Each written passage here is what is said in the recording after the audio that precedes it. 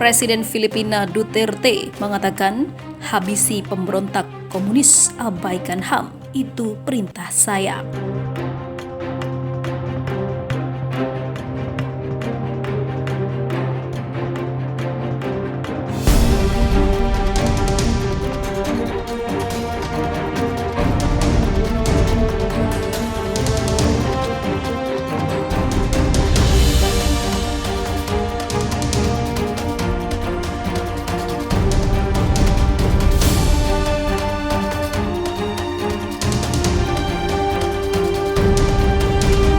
Presiden Filipina Rodrigo Duterte memerintahkan polisi dan militer untuk menghabisi semua pemberontak komunis. Aksi itu dikecam karena kekhawatiran yang dapat memicu gelombang baru pertumpahan darah serupa dengan perang melawan obat-obatan atau narkotika yang pada akhirnya turut merenggut nyawa warga sipil. Saya telah memberitahu militer dan polisi jika mereka terlibat dalam pertempuran dengan pemberontak komunis, habisi saja mereka. Pastikan Anda benar-benar menghabisi mereka dan menghabisi mereka jika mereka masih hidup, kata Duterte sebagaimana dilansir Al Jazeera. Lupakan hak asasi manusia, itu pesan saya. Saya bersedia masuk penjara, itu tidak masalah, tambah dia berbicara dengan bahasa asli Visayan yang biasa digunakan di selatan Mindanao. Pertama, Duterte menilai ideologi komunis harusnya sudah mati. Menurut Duterte, ideologi komunis tidak sepatutnya eksis di era kontemporer seperti ini. Oleh sebab itu, dia menyebut sekelompok orang dengan ideologi komunis tidak lebih dari segerombolan bandit.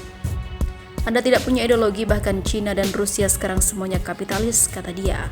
Presiden Rusia atau presiden yang berusia 75 tahun itu meminta ketika aparat telah menghabisi siapapun yang diduga berafiliasi dengan komunis, jenazah mereka dikembalikan kepada keluarganya masing-masing. Dia juga memberi kesempatan kepada pemberontak komunis untuk menyerahkan diri, seraya berjanji memberi pekerjaan dan tempat tinggal jika mereka menyerahkan senjatanya. Kedua, perang melawan pemberontak komunis sejak tahun 1968. Sebagai informasi, pemerintah Filipina telah melawan pemberontak komunis sejak 1968, menjadikannya sebagai pemberontak beraliran Maoisme tertua di dunia. Militer mengklaim kelompok tersebut telah menghabisi lebih dari 30.000 nyawa selama 53 tahun terakhir. Beberapa presiden telah berusaha memberangusnya tetapi gagal mencapai kesepakatan damai dengan para pemberontak yang dipimpin oleh Jose Maria Sison. Saat ini mengasingkan diri ke Belanda. Pada 2016, ketika mencalonkan diri sebagai presiden, Duterte berjanji untuk mengakhiri pemberontakan melalui pembicaraan damai. Duterte memiliki hubungan yang baik dengan komandan pemberontak ketika dia menjabat wali kota Davao di Mindanao, tempat pemberontak komunis masih aktif. Anda telah berjuang selama 53 tahun terakhir dan sekarang saya sudah memiliki cicit dan Anda masih berjuang. Anda ingin menggulingkan pemerintah, kamu bahkan tidak punya perahu, kata Duterte, seolah tidak mengerti apa yang masih diperjuangkan oleh para pemberontak. Ketiga, Duterte menyebut kelompok komunis sebagai terorisme. Setelah menjabat presiden, Duterte memerintahkan pembicaraan langsung dengan komunis hanya untuk gencatan senjata sesaat. Kemudian pada tahun 2017, bentrokan sengit antara aparat dengan pemberontak terjadi. Sejak saat itu pula Duterte menandatangani proklamasi yang menyebut para pejuang komunis sebagai terorisme. Konsekuensi dari pelabelan tersebut adalah pembentukan pasukan khusus untuk melawan pemberontak komunis pada tahun 2018. Namun, para aktivis HAM mengatakan pasukan khusus itu juga dikerahkan untuk melawan politisi berhaluan kiri arus dan kritikus Duterte lainnya. Jajaran Duterte mulai mengkategorikan kritikus keras pemerintah sebagai penganut komunis, termasuk akademis, jurnalis, dan juga para aktivis. Aksi ini dikhawatirkan memicu extrajudicial killings seperti perang melawan narkotika yang menewaskan ataupun menghabisi antara 6.000 hingga 27.000 orang, termasuk warga sipil yang sama sekali tidak terkait dengan obat-obatan itu. Sementara itu, diberitakan sebelumnya,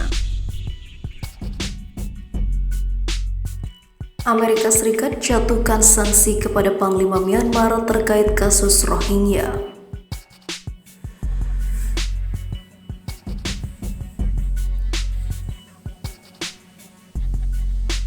Amerika Serikat pada Selasa mengumumkan sanksi terhadap Panglima Angkatan Bersenjata Myanmar Min Aung Hlaing serta beberapa pemimpin militer yang dianggap harus bertanggung jawab atas pembunuhan terhadap para warga Muslim Rohingya. Laing dan para petinggi militer Myanmar itu beserta keluarga mereka dikenai sanksi berupa larangan memasuki wilayah Amerika Serikat. Penerapan sanksi merupakan langkah paling keras yang pernah diambil Amerika Serikat sejauh ini dalam menanggapi kasus pembunuhan yang menimpa kelompok minoritas Rohingya di Myanmar. Selain Laing, petinggi militer lain yang dijatuhi sanksi oleh Amerika Serikat itu adalah wakil Laing, So Win, serta Brigadir Jenderal Tan O dan Brigadir Jenderal Aung Aung. Kami prihatin bahwa pemerintah Myanmar belum mengambil tindakan terhadap mereka yang harus mempertanggungjawabkan pelanggaran hak asasi manusia dan juga penyiksaan, dan laporan terus berdatangan soal pelanggaran hak asasi manusia serta penyiksaan yang dilakukan oleh militer Myanmar di negeri itu.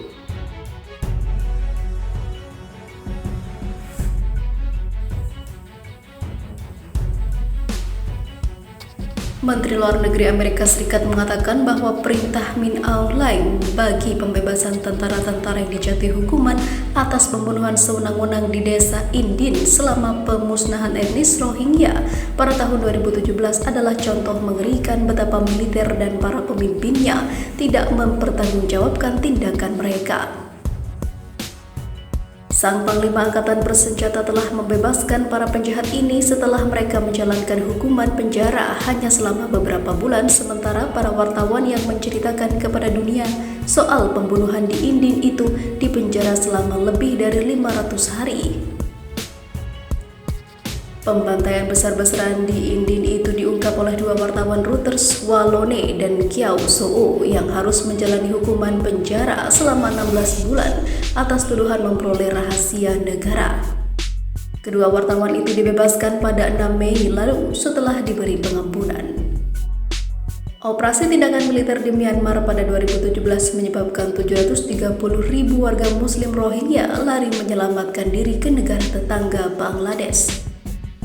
Menurut tim penyelidik Perserikatan Bangsa-Bangsa, operasi militer Myanmar itu dijalankan dengan niat melakukan pemusnahan etnis dan antara lain diwujudkan dalam aksi serupa, pembunuhan dan juga hal-hal yang tidak menyenangkan lainnya. Departemen Luar Negeri Amerika Serikat sejauh ini menyebut operasi militer Myanmar itu sebagai pemusnahan massal dan gerakan yang direncanakan dan dikoordinasikan secara rapi untuk melakukan pembunuhan massal. Militer Myanmar telah membantah tuduhan melakukan pemusnahan etnis dan menyatakan bahwa tindakan-tindakan yang dilancarkannya merupakan bagian dari upaya memerangi hal-hal seperti terorisme.